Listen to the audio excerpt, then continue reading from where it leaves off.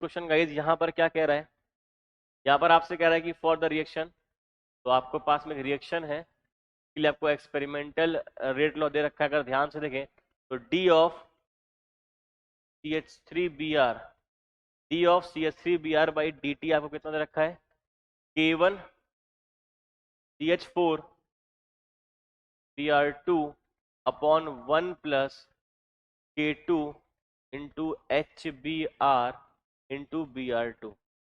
तो ये आपके पास में एक रिएक्शन आपको गिवन है, CH4 plus Br2 is giving CH3Br plus H3Br। इस रिएक्शन के लिए ये रेट लॉ दे रखा है, आपको यहाँ भी दिया हुआ है।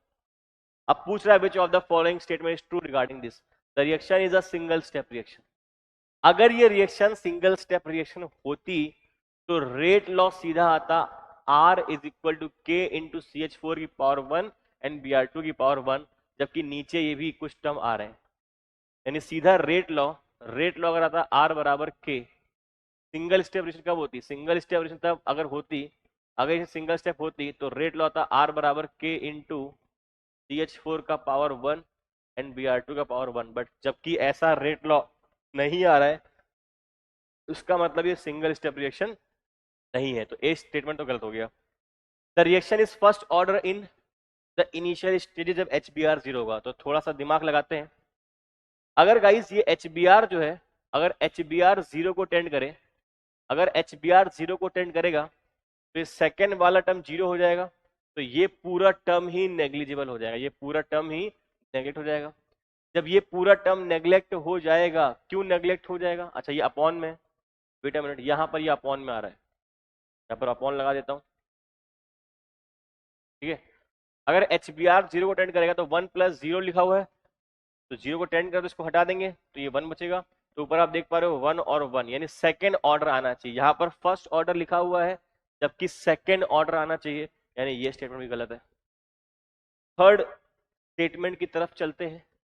अगेन मैं एक बार रेट लॉ लिख देता हूँ कि जो आपका रेट लॉ है R बराबर है आपका K1 CH4 Br2 upon 1 plus K2 into HBr upon Br2।